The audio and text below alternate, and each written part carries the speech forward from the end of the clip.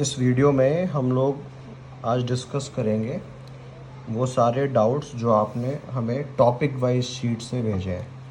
यहाँ पे चीज़ याद रखनी है, मैं जो भी सीक्वेंस सॉल्व कर रहा हूँ ये टॉपिक वाइज शीट वाले क्वेश्चंस के रेस्पेक्ट में है, उसी के रेस्पेक्ट में मैं बता रहा हूँ। अगर थोड़ा बहुत ऊपर नीचे होगा तो मैं क्वेश्चन डिक्टेट कर दूँगा, तुम लोग उसके हिसाब से समझ जाना मैं कौन सा क्वेश्चन डिस्कस कर रहा हूँ, ठीक है ना। तो पहले हम लोग डिस्कस कर रहे हैं question number 7, topic wise sheet जो तुम्हें क्लास में मिली होगी।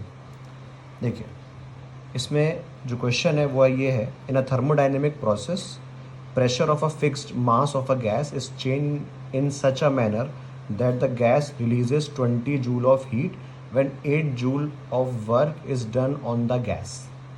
कहने का मतलब क्या है, सबसे पहली बात ये हमारे पास सवाल है फर्स्ट लॉ ऑफ थर्मोडाइनेमिक्स का। Q होता है डेल्टा U प्लस W, ठीक।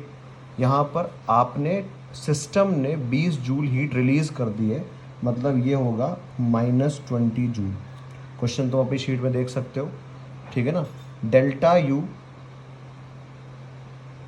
प्लस वर्क कितना है, सवाल में क्या लिखा है, work done on the gas, मतलब ये भी कैसा रहेगा, नेगेटिव, ये भी कैसा रहेगा, नेगेटिव, -8 जूल।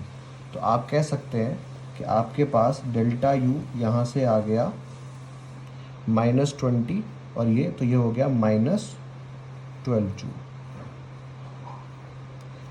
सवाल में आपसे पूछा गया था कि if initial internal energy of gas 30 है तो फाइनल कितनी होगी। तो हम ये जानते हैं कि ये जो मैंने यहाँ पे लिखा है डेल्टा U, ये आपके पास -12 है और ये बराबर है U final minus U initial. तो U फाइनल तुम्हारे पास आ जाएगा 30 और -12 मीन्स 18 जूल, ठीक है ना। समझ में आया भाई। तो इस तरीके से ये हम कर पाएंगे, आपका आंसर हो जाएगा इसमें सेकंड। उसके बाद आपने मुझे बताया है क्वेश्चन नंबर 8, इसके बाद वाला क्वेश्चन जहाँ पे लिखा हुआ है a perfect gas goes from state A to B bye absorbing 8 × 10⁵ joule and doing 6 × 6.5 10⁵ joule of external work. देखो पहली बात ये है कि आपको एक प्रोसेस दिया है, फिर से उसके लिए क्या लगाएंगे, delta Q plus delta U plus W, ठीक। यहाँ पे क्या बोल रहे हैं कि पहले वो प्रोसेस A से B गया और उसने 8 × 10⁵ जूल्स हीट एब्जॉर्ब करी और इतना वर्क किया। तो अभी जो आपको दिया है ये सारा का सारा पॉजिटिव लिया जाएगा, बिकॉज हमने इतना जूल हीट सप्लाई किया है। डेल्टा U फिर से पता नहीं है और वर्क सिस्टम ने ही किया हुआ है, तो फिर से पॉजिटिव लेंगे 6.5 10⁻15 जूल।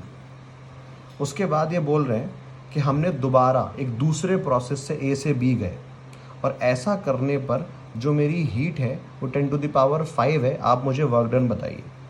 कहने का मतलब क्या है, यही प्रोसेस दोबारा करा गया, डेल्टा U प्लस W।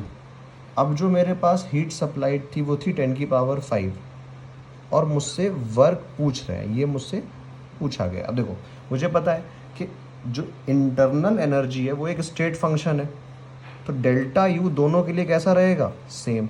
तो अगर आप यहाँ से डेल्टा U निकालोगे तो आपके पास यहाँ से डेल्टा U आ जाएगा 1.5 10⁵ जूल्स। उसको उठा के यहाँ पे रख दो तो आपके पास वर्क आ जा रहा है -0.5 10⁵ जूल्स। इसका मतलब ये हुआ कि यहाँ पर सिस्टम पर वर्क करा गया, सराउंडिंग ने सिस्टम पर वर्क करा होगा, ठीक है भाई। आप कह सकते हैं वर्क इज डन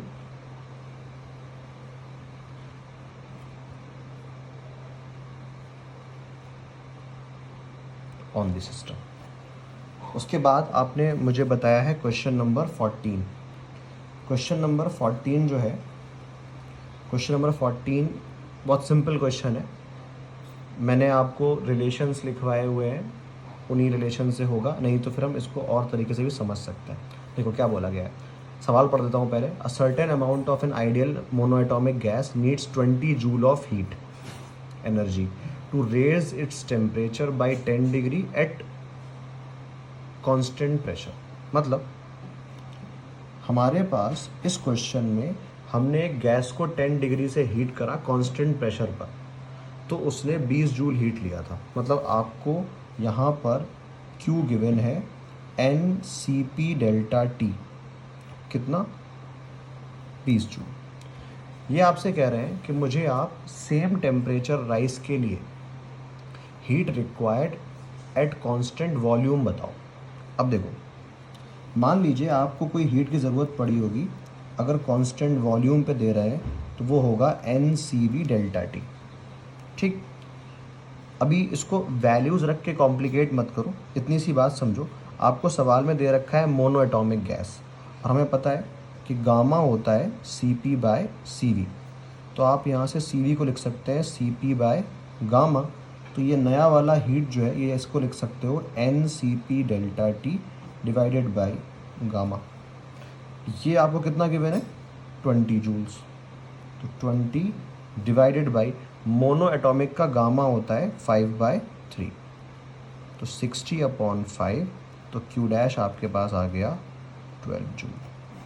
मतलब सिंपल सी बात कि जितनी हीट हमें चाहिए होगी सेम टेम्परेचर चेंज के लिए कांस्टेंट प्रेशर पर, उससे गामा टाइम्स कम चाहिए सेम टेम्परेचर चेंज के लिए कांस्टेंट वॉल्यूम पर। देखो, तुम चाहो तो ये रिलेशन याद कर सकते हो, चाहो तो ये रिलेशन याद भी कर सकते हो कि हमारे पास सेम टेम्परेचर राइस के लिए heat required constant volume is 1 gamma times of heat required constant pressure. तो ये से काम चल सकता है। आपने मुझे उसके बाद बताया है क्वेश्चन नंबर 32, 33, 34। ठीक है, क्वेश्चन नंबर 32 वेट पहुंच रहा हूँ क्वेश्चन पे भाई। मैं तुम्हारे लिए इतनी मेहनत करी जा रही है और तुम लोगों को भी बहुत मेहनत करनी है। चलिए क्वेश्चन नंबर 32 पढ़ते हैं।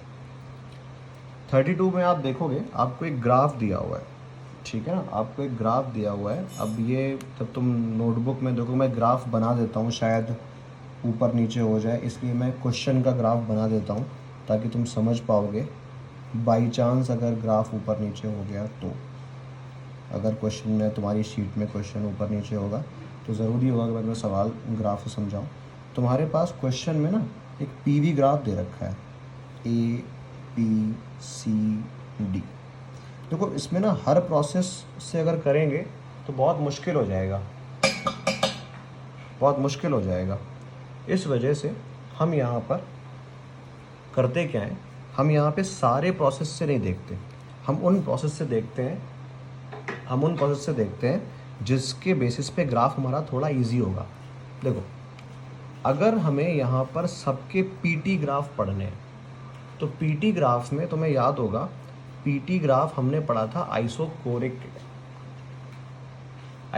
के टाइम पर, ठीक है ना, आइसोकोरिक के टाइम में पढ़ा था हमने।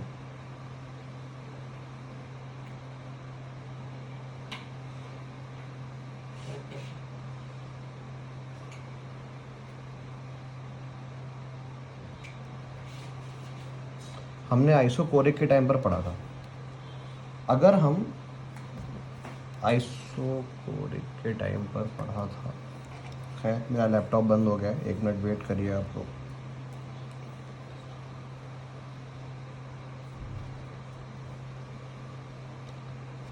ठीक है ना, खैर तो कुछ बातें डिस्कस कर लेते हैं। तो होता क्या है, करना क्या होता है, हमें सवाल में एक क्वेश्चन नंबर 32 में इसका PT ग्राफ बनाना है। अगर हम PT ग्राफ के रेस्पेक्ट में देखेंगे तो सवाल में आपको PT बनाने हैं, तो PT में हमेशा उन 2 ग्राफ को ढूंढो जो आइसोकोरिक से मैच करता हो। कहने का मतलब क्या है, PV = nRT होता है, ठीक है ना।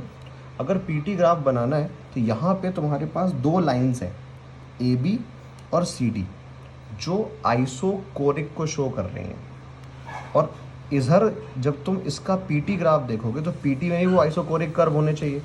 और आइसोकोरिक कर्व कहाँ से निकलते हैं, आइसोकोरिक कर्व हमेशा ओरिजिन से निकलते हैं, ठीक है। तो उस ग्राफ में, अभी मेरा लैपटॉप ऑन हो रहा है, ठीक है ना, उस ग्राफ में आपको उन्हीं 2 लाइंस को ढूंढना है जो कहाँ से क्रॉस हो रही हो, जो हमारे पास ओरिजिन से क्रॉस हो रही हो। आपको इस टाइप का ग्राफ देखने को मिल जाएगा जो वहाँ पर ओरिजिन से निकल रहा हो। ठीक है भाई, बस आप मुझे 1 मिनट दीजिए।